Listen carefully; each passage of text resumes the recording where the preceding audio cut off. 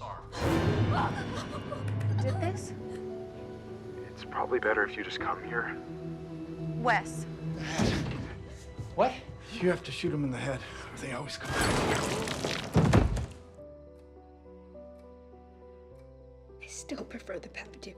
It begins as Tara is alone at home as she's texting with her friend Amber. The landline phone wouldn't stop ringing and she answered it. The caller tells her that he's a friend of her mom's and she assumes he's her boyfriend, so she keeps him on the line, asking questions. They start talking about horror movies and he asks what her favorite movie is. They discuss movies before he shifts the conversation back to them and she hangs up the phone. She tries to text Amber, but the caller has somehow cloned Amber's phone. He threatens Tara to play a game with him or he will kill Amber. She answers all his questions about the Stab movie, except the last one, and she leaves to get to Amber. With a knife in her hand, she opens the door to find the killer in a Ghostface mask. He slashed her stomach before she could close the door on him. The system lock controller on her phone stops working, and the doors become disarmed. The landline phone starts to ring, and the killer asks if she thinks he made it in the house. Do you think I made it inside your house? He grabs her from behind and stabs her repeatedly after throwing her on the floor. Sam, Tara's sister, and her boyfriend Richie are outside their workplace when she gets a call about Tara's incident from Wes and learns that she made it through surgery. They are not on good terms, but Sam decides to go see her. Richie also decides to go along. Tara's friends are gathered at school, discussing Tara and her attack. Wes tells them to be more alert since there's a killer out on the loose, but didn't take his advice so seriously. Soon, a man seems to be creeping from a distance, and Liz tells them that he is a guy she hooked up with, who is now stalking her Instagram. Her boyfriend, Chad, suggests maybe he should talk to him, but she holds him back. They get a text from Tara and leave to visit her together. Sam tells Richie about Stab movies and how they are based on things that happened there. A guy named Billy Loomis and his friend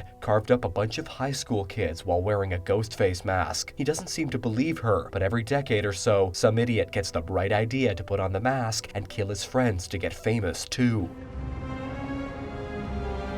They finally arrive at the hospital, and Tara is touched to see her sister after 5 years. Their mother is stuck at a conference in London. She gets her friends to leave, including Amber and Richie, and tells her she is so scared. Her friends gather at a bar, and Amber tells them that Sam and Tara's father left when Tara was 8 and Sam 13. Sam started acting out, getting into trouble with the cops before she left on her 18th birthday. Amber is worried Tara will get hurt again when Sam leaves. The group starts making assumptions about who might be Ghostface within them.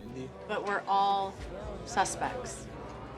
Soon, Vince, the man who stalks Liv, shows up and Chad kicks him out of the bar. He goes to the back to pee and his car light turns on suddenly. He goes around to check, but there is no one inside. Ghostface shows up behind him and stabs his neck. Sam wakes up from a bad dream to find Richie watching Netflix. She goes to the bathroom to take pills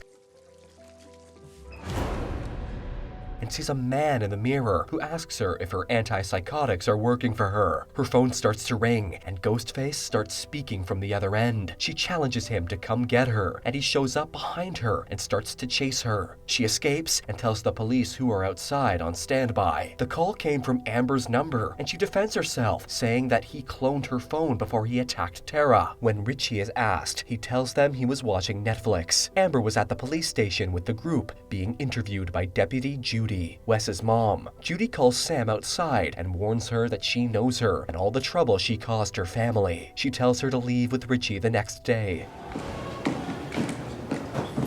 Sam wants to talk with Tara alone. She told her the reason their father left was because she read one of her mom's diaries when she was 13. In the diary was their mom in love with another man who's not their father, who got her pregnant, but she lied and married their father. She goes back to her and confronts her, and their dad hears everything right there. He left that night. Sam tells Tara her real father is Billy Loomis, one of the original Ghostface killers. Tara kicks her out of the hospital room, unable to believe what she has just learned. Sam goes out and meets Richie. She tries to convince him to leave, but he chooses to stay with her. She then suggests that they talk to an expert.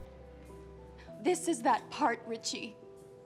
Dottie is watching the news when Sam and Richie arrive at his place, and he tries to make them go, but they insist that he helps them in, and he asks her how long she's known Richie. After she tells him 6 months, he starts to explain the rules of the film, which the killer is obsessed with. After he explained the rules, she asked him to help them find the killer, since he knows the trend. But after explaining that he already has multiple stabs from the past times and nerve damage that followed the incidents, You just said it always goes back to the past, right? he refuses to go with them and kicks them out of his place. Sam and Richie leave his house, and as they are getting into their car, they talk and decide to go find their friends. Dolly shuts the news and makes a call. Sid answers the phone. He tells her that if it is happening again, and the person in the Ghostface mask had 3 attacks and 1 kill. She pauses for a second and asks him if he is okay, and he says he is okay, but that she needs to be careful. When he asks her if she has a gun on her, she proudly replies in the affirmative, and he says that it's good. When she asks him if Gail knows about this, he tells her no, but that she is his next call. But then he warns her not to come, whatever happens in the town where he is, and she tells him to be safe. They both express that they were glad they heard each other's voices, and they hung up. Dewey now gets himself together and starts texting Sid. He then goes over to a box and opens it to find a gun with ammo and a sheriff's badge, and joins Sam and Richie at the house. The people gather to talk about how the killer might be among them, making the suspects list. Mindy says it is all based on a movie called Stab, and that in this case, Sam could be the killer. Sam was offended and drove away. Wrestling with an image in her rearview mirror, she was almost hit by a car. Sheriff Judy was talking on the phone, making order arrangements, when she heard movement in the other room and slowly walked out with a kitchen knife in her hand. She finds it was her son, Wes, so she leaves home, and he gets in the shower. In her car, the sheriff receives a call from the killer who threatens to kill her son. She turns on the sirens and rushes back home, trying to reach his cell as she drives back, but he doesn't answer. She starts begging the killer to spare him. She runs towards the main door when she is surprised by the Ghostface mask-wearing killer, who stabs her in the chest and kills her right on the spot. The killer then goes on to stab and kill Wes, too. Sam and Gail both meet up at the crime scene. Gail also meets Dewey, and they disagree about the time they separated. Sam sees the officer who watched her sister at the crime scene and learns her sister is alone. So she rushes back to the hospital, and Dewey joins her. Drive! Come on, let's go! Tara hears a man and a woman disagreeing in the hallway and wheels herself out to see. She finds a security guard lying down on the floor, bloodied and stabbed all over. She rushes back to her room and picks up the phone. Someone walks in and she hits him, but it is only Richie, whom Sam sent for her. The killer knocks him out from behind. Tara tries to flee, but he catches up and knocks her down her wheelchair. He talks to Sam on Tara's phone and asks her to choose from the two. They make it just in time and fire from behind, and the killer flees the scene. As they were trying to get the two to safety, the killer emerged from nowhere and came on Dewey. After a struggle, Dewey shoots the killer down. After the others make it to the elevator, Dewey goes back, insisting the killer needs to be shot in the head, or they'll come back. But the killer comes back and stabs him to death. Outside, Gail learns of his death and later on meets with Sid.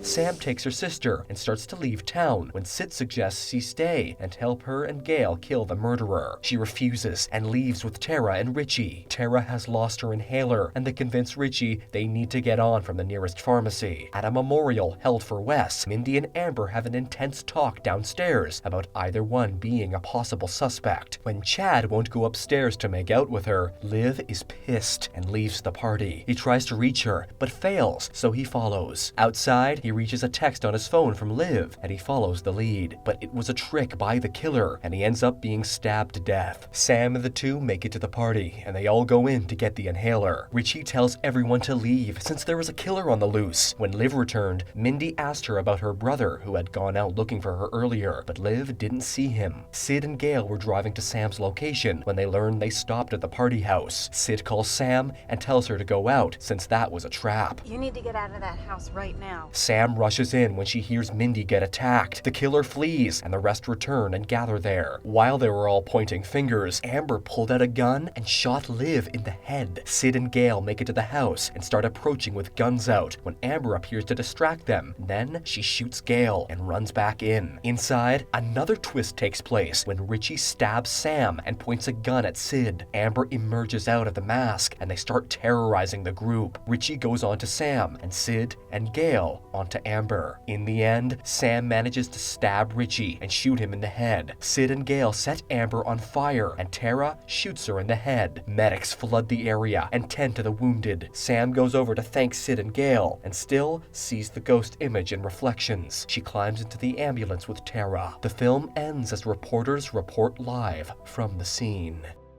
Don't forget to like this video and subscribe to our channel. Thanks for watching.